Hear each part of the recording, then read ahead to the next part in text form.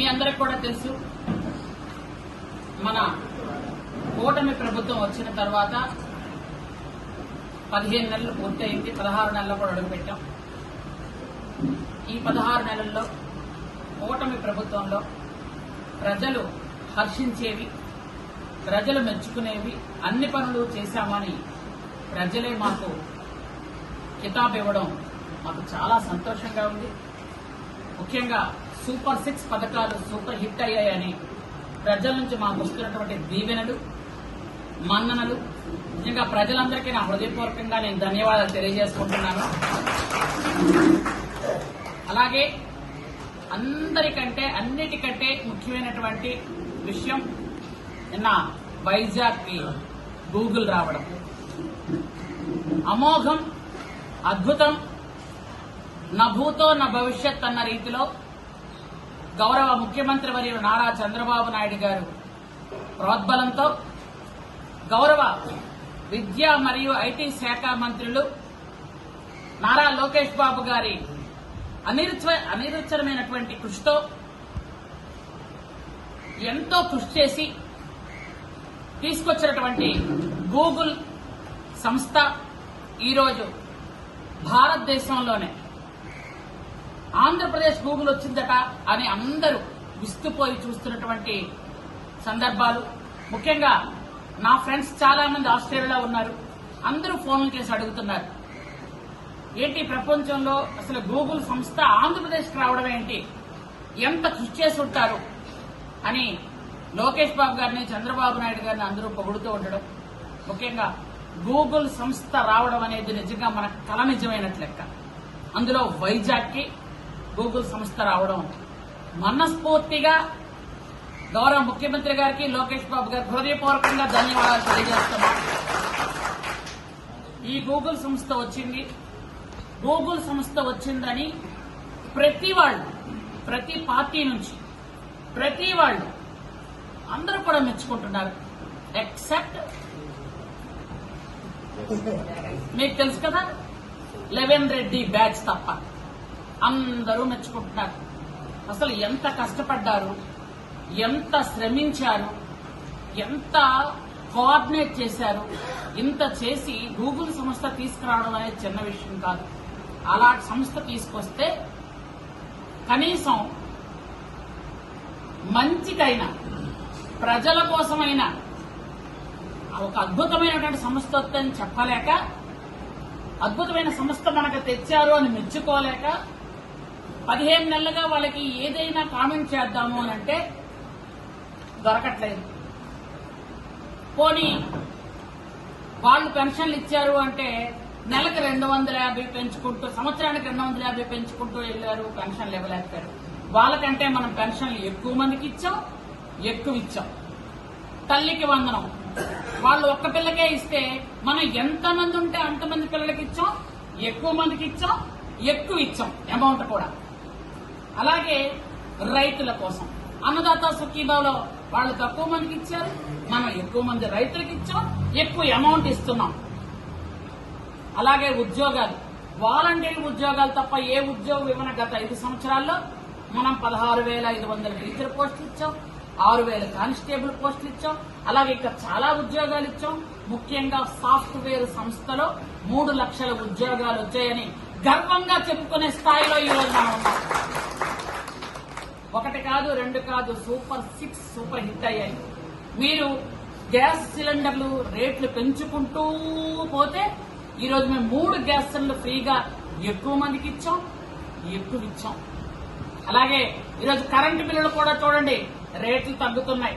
నిత్యావసర వస్తువుల రేట్లు కూడా తగ్గుతున్నాయి జీఎస్టీ తగ్గడం వల్ల. ఇది ప్రజలందరూ గమనించారు. మీ కాలంలో రేట్లు పెంచుకుంటూ వెళ్తే మా కాలంలో రేట్లు తగ్గుతున్నాయి కాబట్టి అది కూడా ప్రజలందరూ కూడా మిమ్మల్ని ఆశీర్వదిస్తున్నారు. ఇలా అన్ని చెప్పుకుంటూ పోతే దేనిలో మీరు మాట్లాడడానికి అవకాశం లేకుండా పోయింది. లాస్ట్ కి మీ నీచ రాజకీయం ఎక్కడికి వచ్చింది అంటే, చిన్న పిల్లలు, గిరిజన పిల్లలు హాస్పిటల్లో జాయిన్ అయితే వాళ్ళ మీద మీకు గతి లేక రాజకీయం చేస్తున్నారు. ఎంత బాధాకరమైనటువంటి విషయం అంటే, పిల్లల హాస్పిటల్లో ఉంటే ఏంటంటే ఎక్కడో గద్దలు వాలిపోతూ ఉంటాయి. పూర్తిగా మాట్లాడాలంటే నాకు సభ్యత అద్దొస్తుంది నిజంగా చెప్పాలంటే. అలా గద్దల్లాగా వాలిపోయి ఏ పిల్లలకి ఎక్కడ బాగులేకపోతే అర్జెంట్గా వెళ్ళిపోతాం. మీరు అధికారం ఉన్నప్పుడు ఎప్పుడు వెళ్ళలేదు. మీరు గత 5 సంవత్సరాలు అధికారంలో ఉన్నప్పుడు 118 మంది పిల్లలు కరోనా కాకుండా చెప్తున్నాను నేను. 118 మంది పిల్లలు అనారోగ్యంతో వివిధ కారణాల వల్ల చనిపోతే ఒక్కరిని పలకరించడానికి వెళ్ళలేదు. ఒక్కరికి ఒక పైసా డబ్బులు ఇవ్వలేదు. కనీసం కన్నెత్తి చూడలేదు, పన్నెత్తి మాట్లాడలేదు. వాళ్ళందరూ ఈ రోజు నీతి కబుర్లు, నీతి వాక్యాలు శుద్ధ పూసల్లా చెప్పుకుంటూ తిరుగుతున్నారే. నిజంగా మీకు మానవత్వం ఉందా?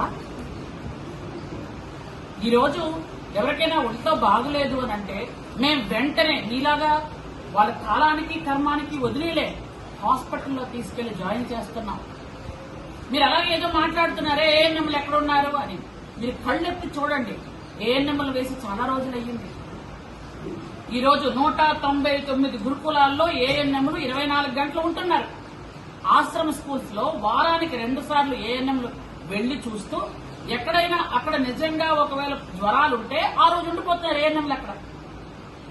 అలాగే డాక్టర్స్ కూడా పూర్తిగా వారానికో 10 రోజులకో హాస్టల్స్ వెళ్లి చెక్ చేస్తున్నారు. అలా డాక్టర్లు చెక్ చేయడానికి వెళ్తేనే పిల్లలకు ఒంట్లో బాగలేదని తెలుస్తుంది, తీసుకొచ్చి హాస్పిటల్లో జాయిన్ చేస్తున్నారు. మీరు ఒక్కరోజైనా హాస్పిటల్కి డాక్టర్ని పంపించారా? ఒక ఏఎన్ఎంఐనా పంపించారా? ఎవరికైనా ఒంట్లో బాగలేదంటే చూసారా? ఎవరైనా చనిపోతే పలకరించారా? కరోనా టైంలో అంత దారుణాలు జరుగుతుంటే అది ప్రభుత్వ వైఫల్యం నేను ఎప్పుడైనా అన్నామా మేము? కరోనా వచ్చింది, చాలా మంది చనిపోయారు. మీ మహానుభావుడు ఆ రోజు సీఎంగా ఉన్నప్పుడే కదా. ఈ రోజు పిల్లలకు ఎవరికైనా జ్వరం వస్తే అది ప్రభుత్వ వైఫల్యం అంటున్నారు. అరే మీకు మనసు ఎలాగొచ్చింది? అసలు ఆ నోట్తో ఎలా మాట్లాడుతున్నారు అంటే నాకు ఒక మాట అయితే గుర్తు వస్తుంది ఈ విషయం. ఇందులో మాత్రం అన్న పవన్ కళ్యాణ్ అన్న సినిమా అవుతుంది, అది నేను ఈ మధ్య రీసెంట్ గా చూశాను. అందులో ఒక డైలాగ్ ఉంటుంది, తిట్టండి కొట్టండి ఏమనండి కానీ మేమున్నామని గుర్తించండి అని ఒక మాట మాట్లాడతారు. అత్తారింటికి దారే సినిమా. అలాగా ప్రజలు చీకొట్టారు, 11 సీట్లు ఇచ్చారు. కనీసం ఎక్కడ ఉనికి లేదు, ఒక వాసన లేదు, ఒక మనిషి మాట లేదు, ఎక్కడికి బయటకు రారు. ఆ నాయకుడేమో లండనో అక్కడికో ఇక్కడికో పారిపోతుంటాడు. అందువల్ల వీళ్ళకి ఎలా ఉందంటే ప్రజలు మమ్మల్ని తిట్టండి కొట్టండి ఓట్లు వేయడం మానేయండి 11 సీట్లు ఇవ్వండి కానీ మేము ఉన్నామని గుర్తించండి అని చెప్పడానికి చెప్తున్నట్టున్నారు ఈ ప్రెస్ మీట్. అంటే లెవెన్ రెడ్డికి ఈ సీట్లున్నాయి, ఇంకా కొంతమంది ప్రతిపక్షంలో ఉన్నారు. వాళ్ళు ప్రతిపక్ష హోదా ఇవ్వకపోయినా మరి మేము ఉన్నాం కదా మమ్మల్ని గుర్తించడం చెప్పడానికి చిన్నపిల్లల హాస్పిటల్లో జాయిన్ అయ్యి నుంచి వాళ్ళు యాక్చువల్ గా పిల్లలకు కొంతమందికి బాగులేకపోతే ఒకే రూమ్ లో ఉన్న వాళ్ళకి 4 బాగాలేకపోతే ఇంకొక 2 బాగున్నా బాగాలేకపోయినా తీసుకొచ్చి మేము టెస్టులు చేశాం. దాదాపు 2000 మందికి మన జిల్లాలో టెస్టులు చేస్తే 150 మందికి బాగలేదని తెలిసింది. అంటే ఒకరికి బాగలేదని తెలిస్తే కదా మొత్తం టెస్టులు చేశాం. మీలో మేము కాలానికి కర్మానికి వదిలేలేదే. అప్పుడు కరోనా టైంలోని మాస్కులు ఇమ్మంటే మేమేమి వాళ్ళని కొట్టి చంపించి లేదే. లేదా మీరు పర్వాలేదు ఈ పౌడర్ చల్లండి పారాసిటమాల్ టాబ్లెట్ ఇవ్వండి అని అంత భయంకరమైనటువంటి వ్యాధికి కూడా మేము మందు ఏం చెప్పలేదే. మీ టైం పారాసిటమాల్ టాబ్లెట్ ఇవ్వండి అని అంత భయంకరమైనటువంటి వ్యాధికి కూడా మేము మందు ఏం చెప్పలేదే. మీ టైంలో ఏ పీహెచ్సీలోనైనా జ్వరానికి మందులున్నాయా? అడగండి డాక్టర్లు కావాలంటే, నేను చెప్తున్నాను కాకుండా. పీహెచ్సీలో మలేరియాకి గానీ టైఫాయిడ్కి గానీ మీరు ఎక్కడైనా మందులు పెట్టారా? పాము కాటికి గానీ కుక్క కాటికి గానీ ఎక్కడైనా మందులు పెట్టారా? కనీసం ఒక మాస్క్ కూడా ఇవ్వని మీరు ఈ రోజు నీతులు చెప్తున్నారే, మాట్లాడుతున్నారే. ప్రభుత్వ వైఫల్యాల వల్ల ఇంతమంది హాస్పిటల్లో జాయిన్ అయ్యారంటున్నారే. ఒక పక్క డాక్టర్లు స్ట్రైక్ చేస్తున్నారు. మీ టైంలో స్ట్రైక్ చేస్తే మీరు కాలు ఎరగొట్టేసేవాళ్ళు, వాళ్ళని వెంటనే జైల్లో పెట్టించేసేవాళ్ళు. మీరు ఇప్పుడు ఇన్ని కబుర్లు మాట్లాడుతున్నారే. ఒక 65 సంవత్సరాల అమ్మ, ఒక ఆవిడ పేరు యాక్చువల్ గా ఆవిడ ఒక పోస్ట్ పెట్టింది ఎఫ్బీలో పోస్ట్ వస్తే దాన్ని ఆవిడ షేర్ చేసింది. 65 సంవత్సరాలు ఆవిడ. వెంటనే ఆవిడ సిబిఐకి అప్పచెప్పారే. మీరు ఇప్పుడు మాట్లాడుతున్న మాటలు తలా తోకాలేని మాటలు మాట్లాడుతున్నారు. మిమ్మల్ని సిబిఐకి పంపించాలి యాక్చువల్ గా చెప్పాలి అంటే. కానీ మేము మనుషులకు స్వాతంత్రం ఇచ్చాం, మాట్లాడుకోండి అని చెప్పాం, ధర్నాలు చేసుకోండి అని చెప్పాం. మీరు ఎక్కడైనా ఏదైనా లెటర్లు ఇవ్వాలంటే ఇచ్చుకోండి అన్నాం, వినతి పత్రాలు ఇవ్వాలంటే ఇచ్చుకోవాలన్నాం. మాకు మీరు ఏం చేసేవాళ్ళు? హౌస్ అరెస్టులు, బయటకు రానివ్వలేదు. రంగనాయకుల అమ్మ, ఆ పేరు కొంచెం ఉత్తరాలు, 65 సంవత్సరాల అమ్మ, ఇంకా చాలా మందిని జైల్లో పెట్టించారు. అలాంటిది మా చంద్రబాబు నాయుడు గారిని అన్యాయంగా అక్రమంగా జైల్లో పెట్టిస్తే ధర్నా చేద్దాం నేను బయటకు వస్తే నా ఇంటి చుట్టూ ఒక నక్సలైట్ కాపలా పెట్టినట్టు పోలీసులు పెట్టారు. ఈ రోజు మీకు ఒక్కరికైనా మేము పోలీసులు కాపలా పెట్టించామా? మీరు పోలీసుల్ని గుడ్డ లోటు తీసి కొడతామన్నారు, కానీ మేము ఏ రోజు పోలీసులు ఒక మాట మాట్లాడలేదే. విలేకరులు మీరేమన్నారు? చెప్పు తీసుకొని కొడతారన్నారు. విలేకరుల సోదరులు మీరు అందరూ ఉన్నారు. ఆ మాట నేను మళ్ళీ వాడుతున్నాను, దయచేసి మీ సోదరుగా మీరు ఏమీ అనుకోకండి. నేను ఒక్క రోజైనా అలాంటి పరుషమైన పదాలు ఎప్పుడైనా వాడానా? అంటే ఈ రోజు మీకు నోరుంది కదా అని ఇష్టానుసారంగా మాట్లాడడం. నిన్న జగన్మోహన్ రెడ్డి వచ్చి 2 చనిపోయారు, అయ్యయ్యో వాళ్ళకిద్దరికి ఒక్కొక్కరికి 5 లక్షలు ఇస్తున్నాను, ఇంకా 11 మంది చనిపోయారు. ఎక్కడ? పార్వతీపురం జిల్లాలో 11 మంది చనిపోయారు. ఓకే, ఆయన లెక్క ప్రకారం 11 మంది చనిపోయారు. మరి ఇద్దరికే డబ్బులు ఎందుకు ఇచ్చారు? 11 మందికి ఇవ్వాలి కదా. మరి మీరు ఇలా డబ్బులు ఇవ్వాలి అన్నంత నిజంగా మీకు అంత దక్షత, అంత కార్యం మీద అంత పట్టుదల, మీకు నిజంగా పేద ప్రజల మీద అంత